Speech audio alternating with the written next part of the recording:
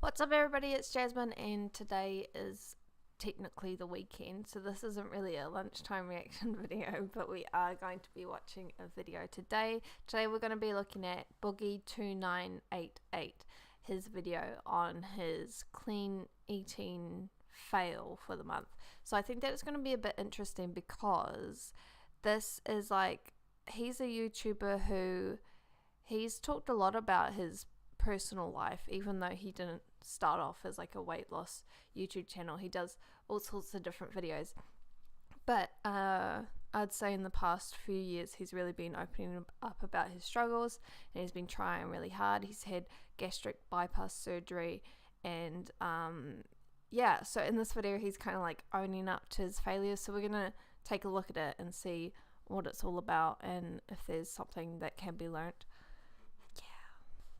What's up, ladies and gentlemen of YouTube? Boogie2988 coming at you live once again through the power of the internet, and this is my rambling series. This is my vlogging series in which I just talk about myself. He and, has like a voice for radio. Particularly interesting to me. What is going on in my life? What's going on with the channel? What's going on with my health, my mental health, that kind of thing. My relationship with you. I always consider these videos as just me sitting down with a friend and talking about what's been going on in my life. And I hope you enjoy that kind of thing. And if you do me a favor, drop a like on this video. Let me know that you enjoy it. Leave a comment down below. This week I wanted to start off by talking about my weight loss for January. So January, if you remember in December I made a video saying, let's do 30 days of clean eating together. I never watched that video. At the beginning of the month because number one, a lot of people reacted very negatively to that, and they're telling you what to do. I did invite you to do it along with me and to define those rules for yourself. And what I ended up doing is what my surgeon originally told me to do. Drink those protein shakes, which I despise at this point. I become violently ill when I drink them. Drink them a couple of times a day. That doesn't sound very good. Fruit for snacks throughout the day, then have a very normal, healthy meal for dinner. And originally I was targeting 1,200 calories, which I found to be just far too low for me to be comfortable. So I started targeting 1,800 calories and was pretty happy with that. Now here's the good news. I started January at 361.2, 361.6, something like that. Let's call it 361. I ended the month at 347. That's pretty good. I was not successful in my 30 days of clean eating. What I did learn during that period of time is that if I eat like a normal human being 31 days out of a month, it's probably okay if I don't succeed a couple of days a month. Yeah, definitely. It sounds like he still had a win even though he ate some treat foods. So February we're doing it again. We're going to see how clean we can eat throughout February, how many days we can do it. Let's try to do all 28 days. Is this a leap year? And if you want to do it with me, you are welcome to. But do not do what I do. Do what you should do.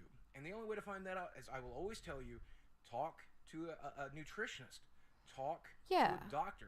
Let him identify your needs. Because he's got these special drinks that he's meant to drink, so there's so many he's not that necessarily eating the way that you and I would eat. Affect weight gain and weight loss. There are so many mental conditions that might make it more easy or more difficult to do this stuff. There's so much that factors into it.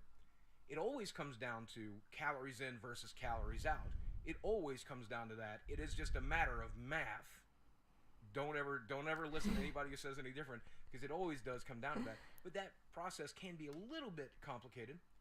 Willpower issues and things along that lines, due to mental stuff, due to the medications you're on, not medication's a big one. Correctly. All of those things are possible. So talk to a doctor and make sure that you're in the best position. You're doing what's right for your medications, your physiology, it's always calories in versus calories out, but they will help you figure out the smaller details. And I think it's super that sounds like good important advice. So please do that. Don't listen to me. Don't listen to other people on YouTube.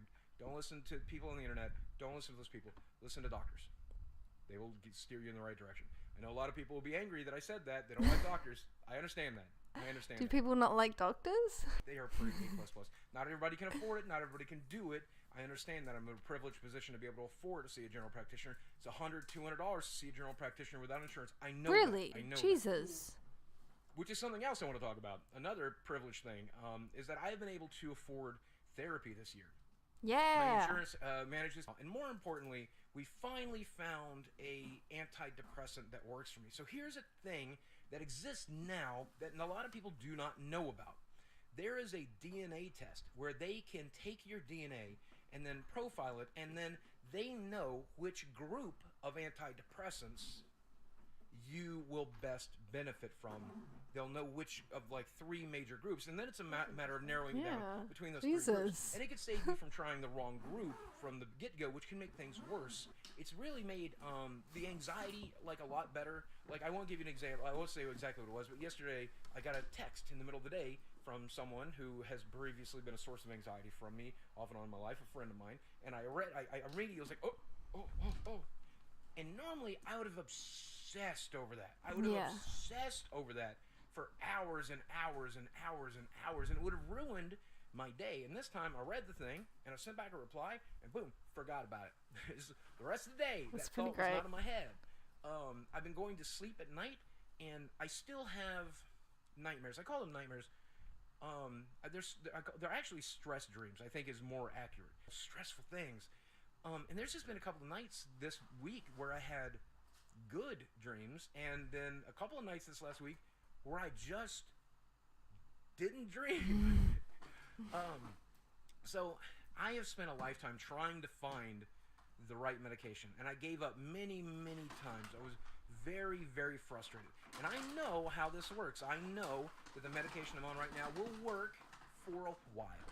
And then eventually I'll build up some tolerances, and it won't work as much, and we'll try to go on more, and then that'll be too much, and the side effects will be too much, and then we'll have to swap. And I know how this works. I might get a good year out of this level of medication if I'm lucky. But what a great year it's going to be, and I'm really looking forward to that. And it's making it so much easier to do the things that I need to do. Watch what I'm eating, up on therapy. Let me serve as an example that it is something that can and does work when you finally come across it. And it might take 44 years of trying.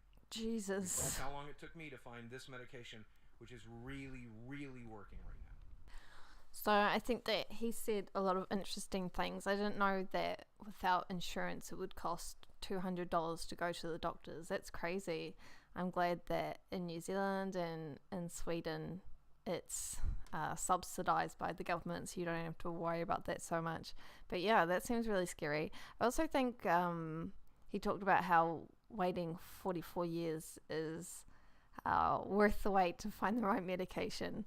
But I don't know, that sounds really scary. Like, I think a lot of people wouldn't make it that far, you know, because depression and anxiety and stuff, it can get too much.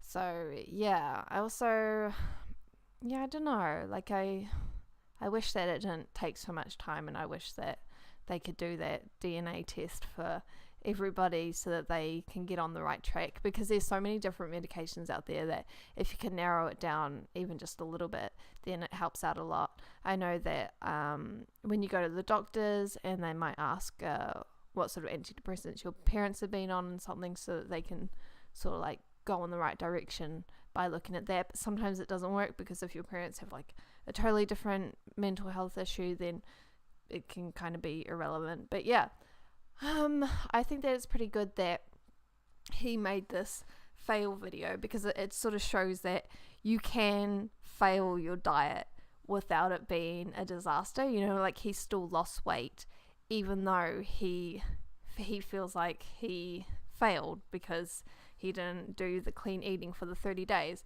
And that's kind of what life is about. You plan on doing the best you can, and not every day you can, but you still make progress, and that's kind of what he's showing. So I think that that's really cool.